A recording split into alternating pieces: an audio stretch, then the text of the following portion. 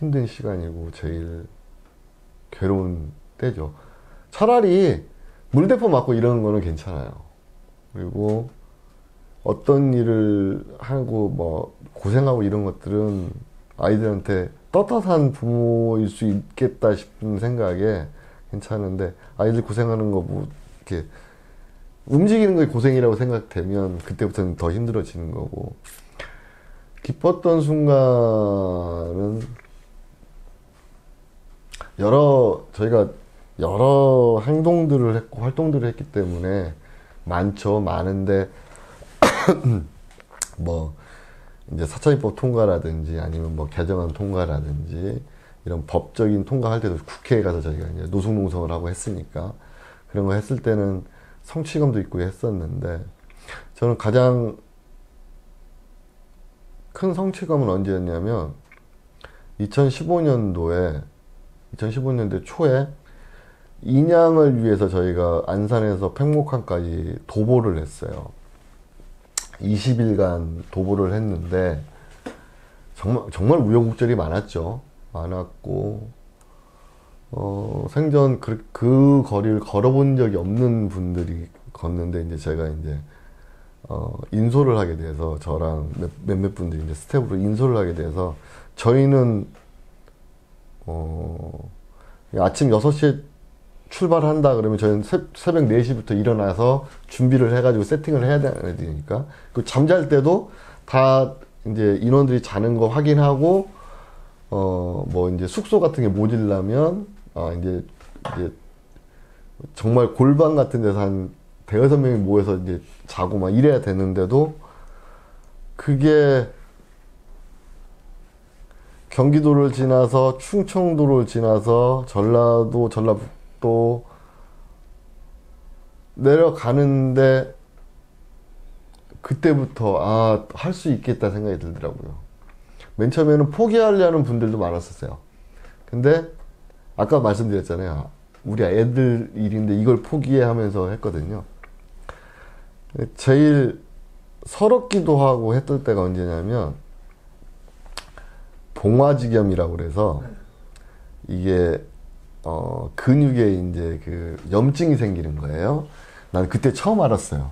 그게 물집이 잡혔는데 물집을 잘못 터뜨리면 거기 이제 균이 들어가서 하는 건데 정말 아프더라고요. 제가 이제 왼쪽 다리에 이제 봉화지겸이 생긴 거예요. 근데 이 병이 정말 꾀병 같은 게, 안 걸으면 괜찮아요. 걸으면 이게 부어버리는 거예요. 안 쓰면 괜찮아요. 그리고 이제 약 먹고 안 쓰고 한 일주일 있으면 이게 가라앉는 건데, 움직이면 움직일수록 이게 염증이 번지는 거죠. 근데 이제 광주까지는 쩌쭉쩌쭉 내려갔어요. 근데 광주 시내를 이렇게 도보할 때는 그래도 견디면서 했어요. 막 진짜 아파서. 근데 송정역까지 가는데 한 구간이에요. 한 구간이 그냥 저희가 한 4km, 5km 정도를 한 구간으로 잡고, 길면 한 6km 정도를 한 구간으로 잡고 가는데 도저히 못 걷겠는 거예요. 그래서 그때 차를 탔는데 저한테 화가 나는 거예요. 이 아픔을 못 견디고 못 걷냐. 그래서 저한테 화가 나서 그때 엄청 울었어요. 근데 이제 옆에 이제 우리 담비 아빠가 이제 운전을 하고 갔는데, 막 내가 너무 펑펑 우니까 같이 펑펑 우는 거여서 이제 차 오면서 우는 거예요. 그래서 근데 나는 눈물은 나는데 이제 울으니까, 야 울지 마, 넌 운전해, 나는 울어야 되냐 하면서 하는데도 그때 딱 생각이 그랬어요. 야, 내가 우리 애 위해서 이 아픔 좀 못 참고 이렇게 지금 차를 탄다는 게 너무 내 자신한테 화가 나는 거예요. 근데 지금 생각해보면 정말 아프거든요, 그거. 봉화지검이 표현을 어떻게 하냐면, 이 장단지 이 종아리 부분에 이렇게 바늘을 한 100개를 거꾸로 박는 느낌이에요. 막 이렇게 한 발 짖을 때마다. 와, 나 이렇게 아픈지 그때 몰랐었어. 와, 그래서 이제 어쩌지 해서 이제 그 뭐 광주 지나고 그 다음에 저기 이제 나주 지나고 그다음에 이제 목포까지 내려갔어요. 이제 목포 이제 내려가서 목포 한국병원에 가서 이제 도저히 안 되니까 막 다리가 이제 완전히 발이 막 다리가 이제 거의 2배가 되는 거예요. 이제 그래서 안 되니까 그래서 이제 항생제를 맞으면 괜찮다고 그래서 항생제를 맞으러 갔는데 제가 항생제에 내성 있는 게 없거든요. 이게 부작용 있는 게 없는데 항생제들이 전부 다 부작용이 생기는 거예요. 몸이 이제 완전히 이제 망가져가지고 그러더니 맨 마지막에는 이제 거기서 그 의사 선생님께서 이건 잘 안 놔주는 건데 이게 슈퍼 그 있더라고요. 슈퍼 박테리아 잡는 그 항생제라고 그거 놔줄 테니까 제발 걷지 말라고 걸으면 안 된다고. 근데 이게 일정이 3일 남은 거거든요. 근데 거기서 해남까지 가서 해남에서 진도 가고 진도에서 또 평택까지 가는 3일 남은 건데 이걸 또 안 할 수가 없잖아요. 또 쩔뚝쩔뚝하면서 걸은 거예요. 그래서 이제 맨 마지막에 이제 팽목항 가서 그 전에도 이제 문재인 대통령님을 이제 뭐 좀 만나 뵙긴 했었는데 그날 또 문재인 대통령 오셨었어요. 오셨는데 이제 그때 팽목 분향소에 분향을 안 하고 계시다가 우리가 분향한 다음에 바로 행정하셨는데 그때 말 한마디도 못했어요. 그분하고 우리는 그냥 우리 일정하고 했는데 그때 왜 제가 이 말씀을 드리냐면 뭐 여러 가지 뭐 우리가 했던 행동들 중에 뭐 성취감 느낀 것도 있고 막 있었는데 정말 성취감 느낀 건 그때 그 도보 행진 했을 때 그러니까 몸이 막 정말 걸으면 안 되는 몸을 가지고도 했다는 거 이런 게 정말 성취감을 느끼게 만들더라고요. 그리고 뭐 단식 그 뭐 유민 아빠 46일 그 유명한데 이제 가족들이 단식을 단체로 했던 거거든요. 그래서 이제 또 2016년도에 또 단식을 했어요. 또 가족들이 사생 결단식이라고 해서 제가 그때는 또 20일 동안 단식을 했는데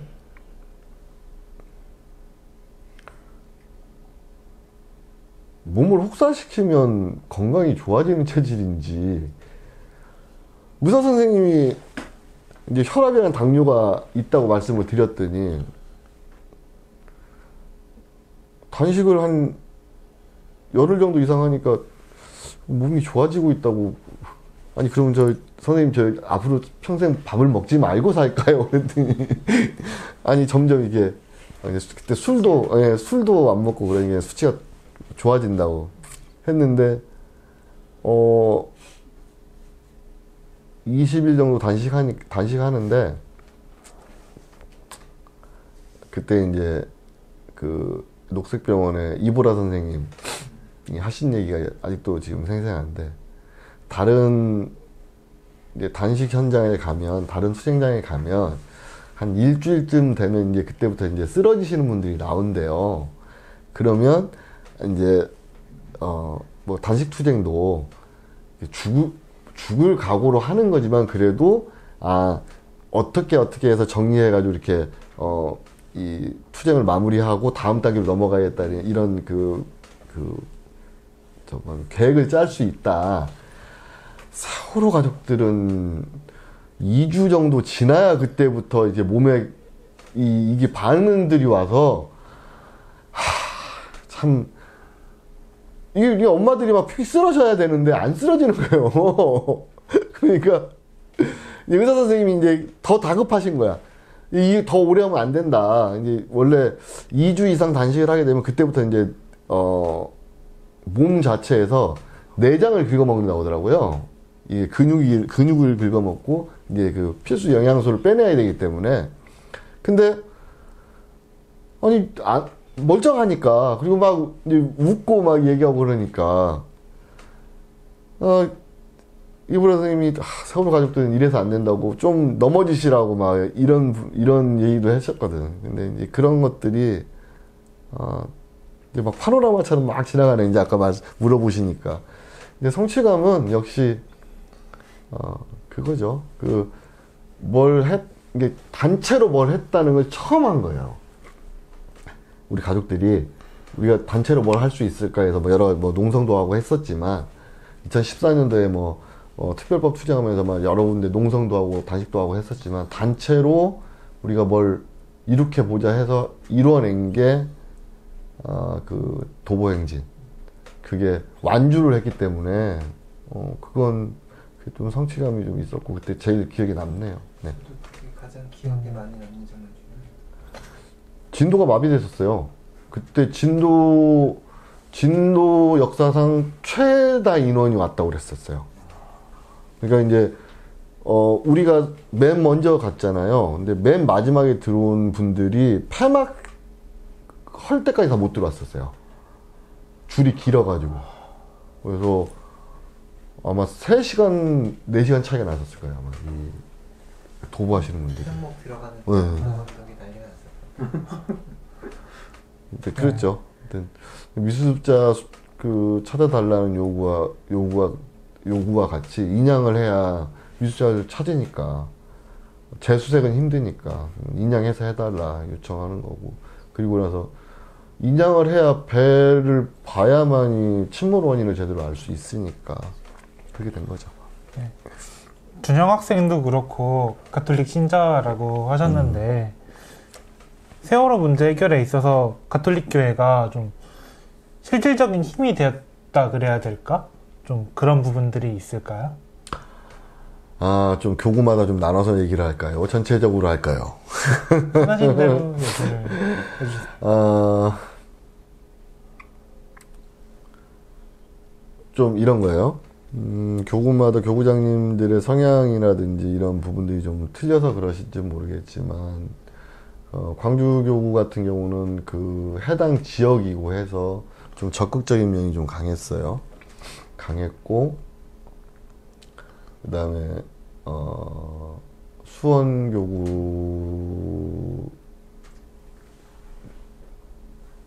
강했는지 좀 의문이고 서울대교구는 조금 좀 그렇고요. 이렇게 말씀드린 이유가 뭐냐면 저희가 요청도 많이 했고 그 다음에 우리 교종님 오셨을 때 제가 직접 만나도 뵙고 그분의 말씀과 그러니까 우리 지금 천주교 이렇게 표현하게 높으신 분들의 행동과 말씀이 좀 어긋나는 게 좀 많다 좀 느껴서 물론 저희가 5,200만 국민 중에 1인이죠. 저희도. 그리고 천주교 1,000만 신자들 중에 1인일 테고, 하지만, 아픈 사람들이고, 아팠던 사람들이었다면 조금, 신경을 좀 더 써주실 부분들이 계셨을 텐데, 그런 부분들이 좀, 많이 아쉽다. 그리고, 그들만의 리그라고 하잖아요. 이런 표현을 쓰면 좀 그렇지만, 괴리감이 좀 있었어요. 천주교 쪽과 우리 가족들과의 괴리감 같은 게 좀 있어가지고, 저도 천주교 신자지만, 신자고, 우리 사무엘, 그러니까 준영이도 천주교, 이제 복사,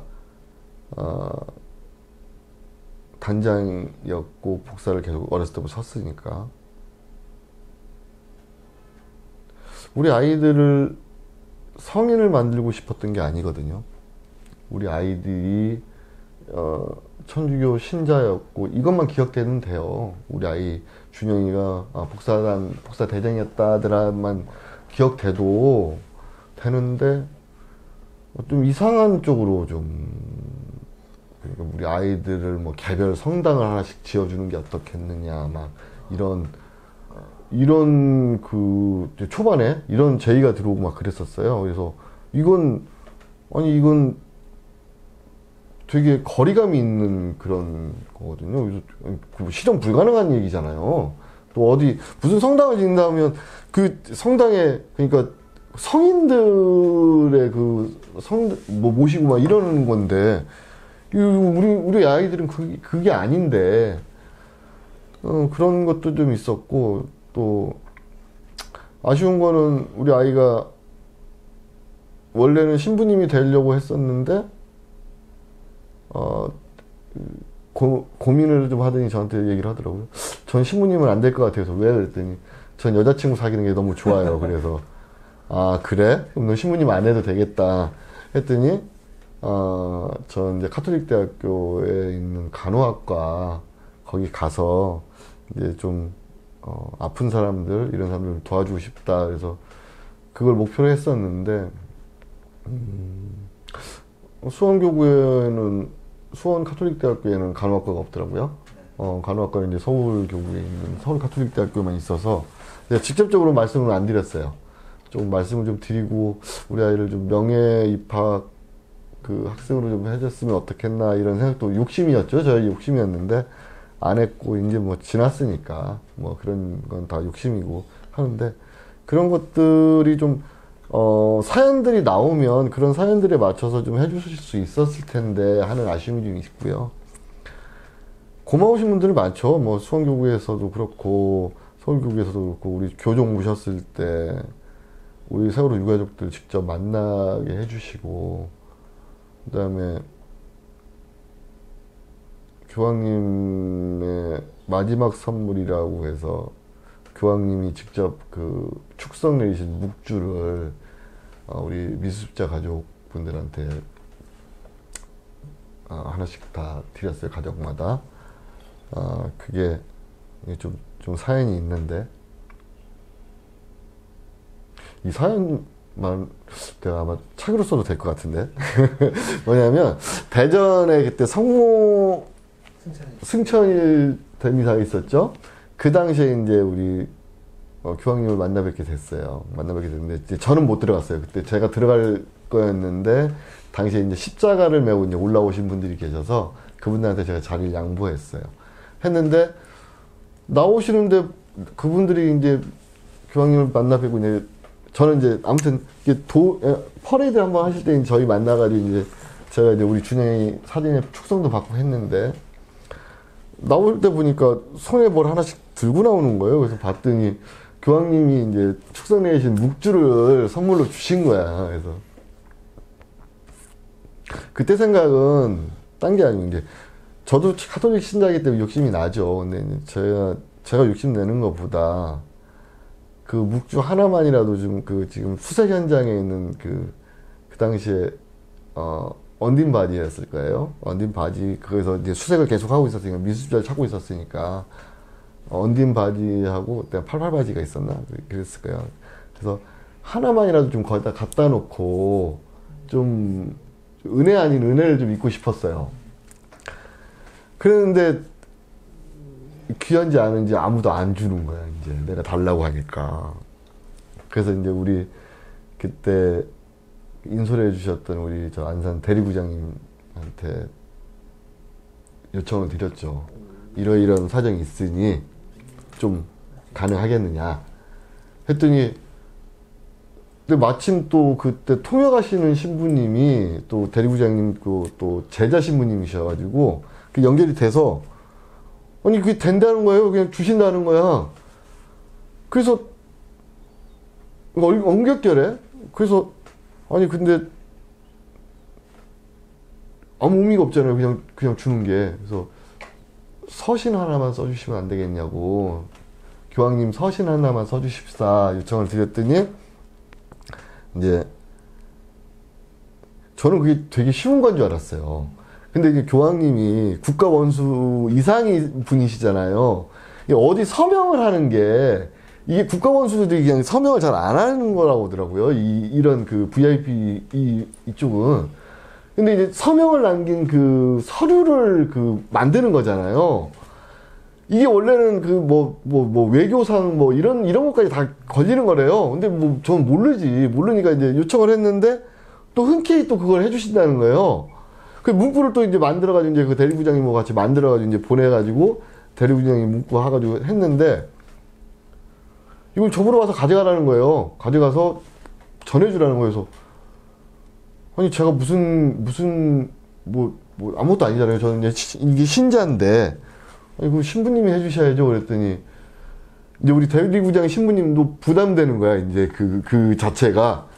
그래가지고 이제 수원 교구장님한테 부탁을 해서 수원 교구장님이 직접 내려오셔서 전달해 주시고 그렇게 해가지고 전달을 했거든요. 그래서 그 교황님 떠나시는 날 비밀로 했다가 엠바고 다 해놓고 비밀로 했다가 떠나시는 날 그렇게 했어요. 그래가지고 그래서 제가 천주교 신자로서 좀 우리 교황님한테 띵까 아닌 띵까를 좀 놔서 그거 했던 건 조금 기억이 남네요. 그런 부분들은 정말로 미습자 가족들이 다 돌아오기를 바랬기 때문에 그 염원으로 한 거거든요. 뭐 미신 같지만 그래도 좀 은혜를 좀 입고 싶어서 한 거죠. 네. 저는 인터뷰를 이렇게 진행을 하면서 네 이웃을 네 자신과 같이 사랑하여라 라는 성경 구절이 생각이 났어요. 근데 같은 그리스도인들끼리도 세월호 문제를 자기 자신의 문제처럼 생각하는 사람도 있는가 하면 되게 손가락질하는 사람도 있고 되게 나쁜 말을 하고 그런 사람들도 있잖아요. 근데 그럴 때마다 길 위에 계시는 분으로서 또 그리스도인으로서 어떤 생각을 하는지